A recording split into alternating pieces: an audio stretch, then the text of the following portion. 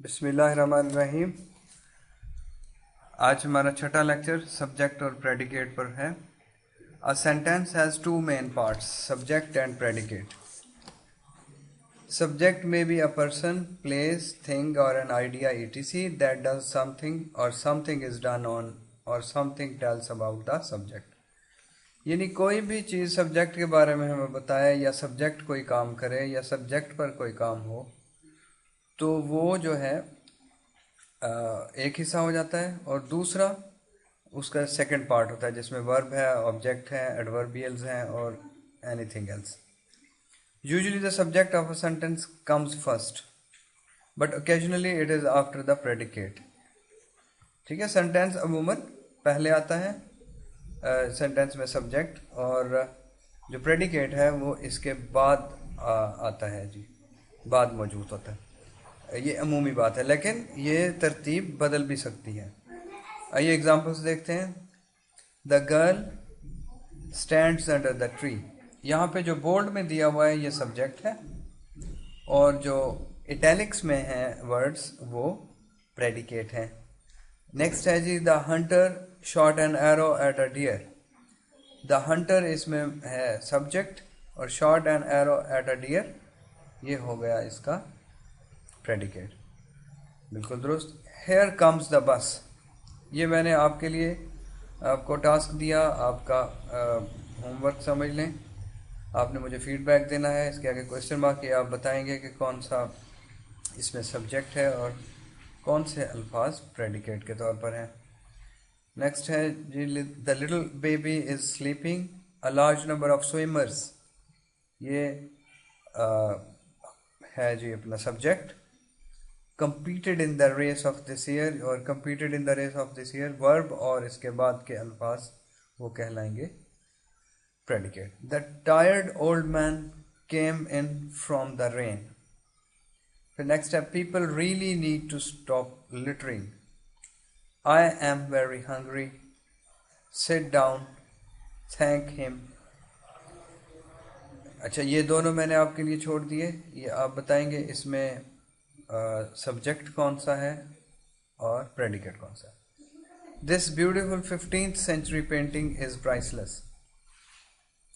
ये खूबसूरत जो है 15th सेंचुरी पेंटिंग ये हो जाएगा सब्जेक्ट, और इज प्राइसलेस ये इसके साथ वर्ब भी है और ऑब्जेक्ट भी है और ये बन जाएगा ऑब्जेक्ट, तो इसको कॉम्प्लीमेंट को कहेंगे, ये आप जानते हैं, और ये हमारा प्रेडिकेट है। नेक्स्ट 12 नंबर पे है, द वाइल्ड बनी hopped across the road. The birds feathers were long and colourful. It seemed easy. The children appear unusually quite. The film didn't get any better. borrowed garments never fill well.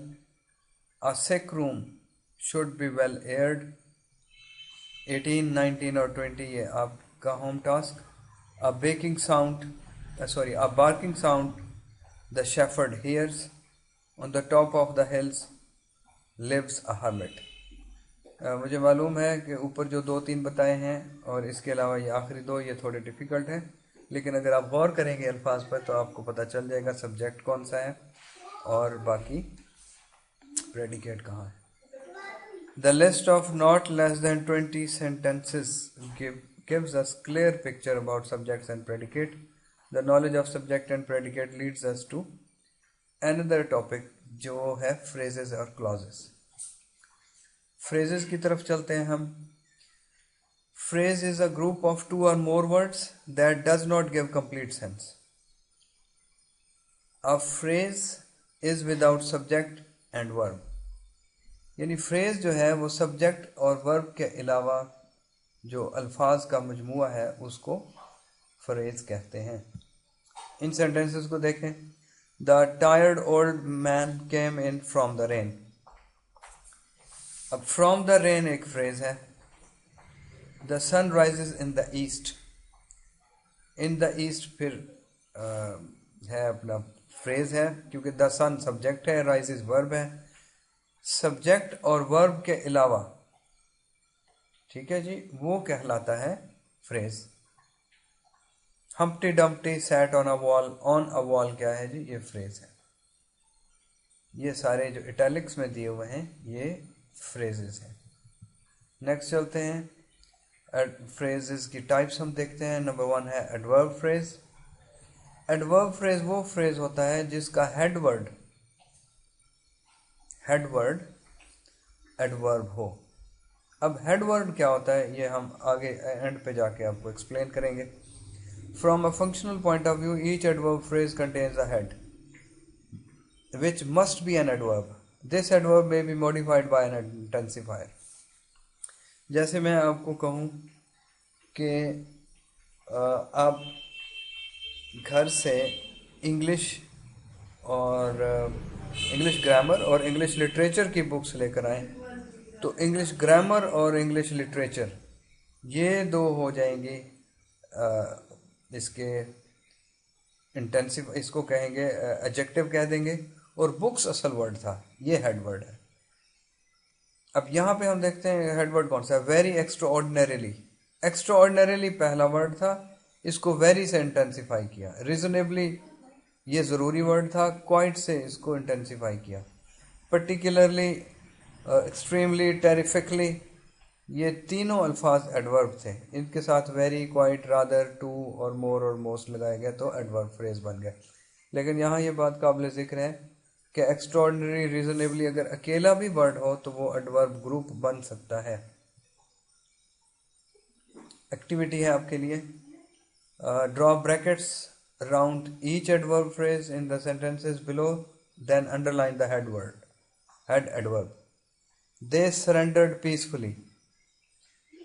Peacefully आपने बताना ये क्या है। I go to movies quite frequently. Esmeralda acted awfully strangely. Very slowly we edged down the mountain. Somewhat reluctantly she returned home a week early. ये आपका home task है, activity है।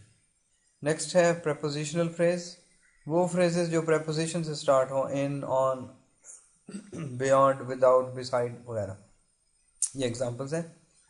The following are typical prepositional phrases.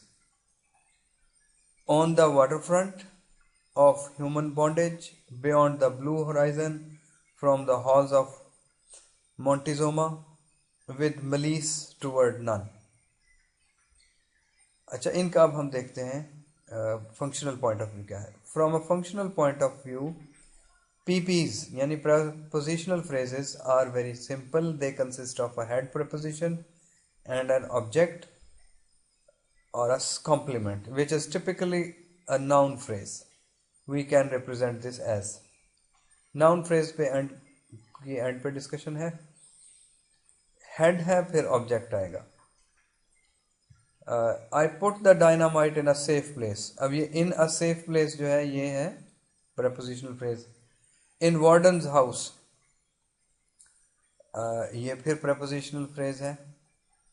Smoking is not allowed, आगे लिखा हुआ है। आई thank you from the bottom of my heart. अब इसमें from the bottom of my heart जो है ये फ्रेज है। Hilda peeked from behind a tree. From behind a tree ये फ्रेज है। After all of his warnings ये भी फ्रेज है। About the dangers of cigarettes, Benjy consumed a cut of meat with a huge amount of cholesterol. With a huge amount of cholesterol भी phrase है, और after all of his warnings about the dangers of cigarettes भी phrase है। इसके बाद है जी, Oscar resigned in the face of increasing the evidence. In the face of increasing the evidence जो है वो फ्रेज है, of his association with disreputable companies. फिर इन टाइम ऑफ डेंजर ये फ्रेज है, everyone must rally behind the leader. At the end of the day he is always very tired. At the end of the day ये फिर phrase है। It is easy to identify phrases with examples like these. इसके बाद चलते हैं जी adjective phrases. Adjective आपको पता है, एन एडजेक्टिव फ्रेज या फिर adjectival phrase is a group of words based on an adjective such as very nice, interested in football. यानी ये शुरू हो, आगाज हो इनका इनके साथ, एडजेक्टिव के साथ। An adjective phrase can also consist simply of an adjective, यानी उसमें इसमें हेड वर्ड एडजेक्टिव हो सकता है या एडजेक्टिव से स्टार्ट हो सकती है, दो बातें। जैसे जी इम्पर्टिनेंट, ये अकेला एडजेक्टिव है। वेरी इम्पर्टिनेंट, वेरी इंटेंसिफायर है, आगे एडजेक्टिव है, यानी इसमें हेड वर्ड एडजेक्टिव है और वो हेड वर्ड है impertinent. Unaware of any wrong doing, अब पहला लफ्ज एडजेक्टिव है, दूसरी प्रेपोजिशनल फ्रेज, ये भी एडजेक्टिव फ्रेज कहलाएगी। फिर नेक्स्ट है डिसअपॉइंटेड दैट समवन हैड लाइड, अब डिसअपॉइंटेड एडजेक्टिव है, आप कहेंगे ये तो सेकंड फॉर्म ऑफ वर्ब है, ये सेकंड नहीं थर्ड फॉर्म ऑफ वर्ब है। थर्ड फॉर्म ऑफ वर्ब को भी अमूमन एडजेक्टिव ले लिया जाता है किसी भी तरीके से। फॉर एग्जांपल एक शख्स रिटायर हो जाए तो हम रिटायर्ड कहते हैं, रिटायर्ड ऑफिसर, तो रिटायर्ड जो है ये एडजेक्टिव होगा। अच्छा नेक्स्ट है, नेक्स्ट जाने से पहले एक और एग्जांपल ले लेते हैं, जैसे फोर फुटेड एनिमल। अब फुटेड जो है, अगर ये फुट होता है फोर फुटेड एनिमल, तो ये बन जाएगा एडजेक्टिव। इसके बाद नेक्स्ट है afraid to make a move, afraid adjective है। फिर आगे इन्फिनिटाइवल है, यानी to make a move, to से स्टार्ट होने वाले इन्फिनिटिव सेंटेंसेस या इन्फिनिटिव वर्ब्स कहलाते हैं, तो to make a move infinitival कहलाता है। Fully aware of his surroundings, अब इसमें तीन स्ट्रक्चर्स आ गए। फुली एडवर्ब है, अवेयर एडजेक्टिव है, of his surroundings prepositional phrase है। फिर बता दें प्रेपोजिशनल फ्रेज वो फ्रेज है जो प्रेपोजिशन से अमूमन स्टार्ट होती है, जैसे of, in, on, at, without, beside. Next चलते हैं जी, from a functional perspective adjective phrases में be analysed as modifier, headword, complement. Modifier या इंटेंसिफायर ये पहले मौजूद होते हैं, वेरी है जैसे, फुली है, एट्सेट्रा, इस तरह के। द मॉडिफायर्स में बी आइदर इंटेंसिफायर्स और degree adverbs, just as in adverb phrases. The complements may be prepositional phrases, finite clauses, infinitivals. Only some types of adjectives take complements. ये करने की ज़रूरत नहीं है, आप बेशक इसको छोड़ सकते हैं पैराग्राफ। नेक्स्ट है जी नाउन फ्रेज।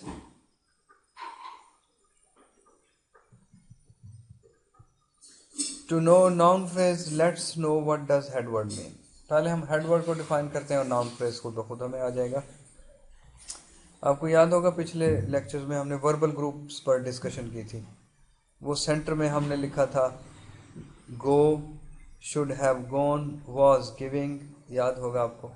अब हम इसी तरीके से हेड वर्ड को डिस्कस करते हैं। ये एक सेंटेंस है, पहला लिखा हुआ है सिर्फ बुक्स, दूसरा है वर्ड द बुक्स, फिर नेक्स्ट है बुक्स ऑन द शेल्फ, फिर नेक्स्ट है जी the books on the shelf, the grammar books on the top shelf, some of those grammar books on the top right hand shelf, some of those very old grammar books on the top right hand shelf in the far corner. ये है जी noun groups, ये पूरे का पूरा pre modification से लेकर post modification तक। इनमें सबसे इंपॉर्टेंट वर्ड बुक्स है, सेंटर वाला हेड वर्ड, यानी बुक्स अगर हटा दें तो फिर ये बाकियों की बुक ख़त्म हो जाती है, इंपॉर्टेंस ख़त्म हो जाती है। आइए एक और एग्जांपल देखते हैं ताकि हमें कंफर्म हो जाए। नंबर 1 पे शी लिखा हुआ है, ये हेडवर्ड है। दोज ओवर देयर, वो जो वहाँ हैं, इसमें पोस्ट मॉडिफिकेशन है। 23 स्टूडेंट्स फ्रॉम कराची, अब स्टूडेंट्स इंपॉर्टेंट था, इसके साथ पहले भी अल्फाज लग गए, बाद में भी लग गए। अ box of chocolates, a lovely cup of tea, another strange visitor from outer space, a very beautiful white marble palace glistening in the soft moonlight. इन सब में जो है ना सेंट्रल जो एलिमेंट है वो बहुत इंपॉर्टेंट है, जिसको हेडवर्ड कहते हैं। अच्छा, इसके बाद a noun phrase is a group of words that does the work of a noun. तो नाउन फ्रेज क्या है जी? ग्रुप ऑफ वर्ड्स होता है जो नाउन का काम करता है पूरे का पूरा. Further examples of noun phrases are: the fortunate man went to the zoo. He saw many fierce tigers. One of them was a very hungry animal. He puzzled his wife. His puzzled wife rang her brother in America. He arrived the next day. इसमें जो bold font में है वो है noun groups और बाकी simple sentence. Okay जी, अल्लाह हाफिज़.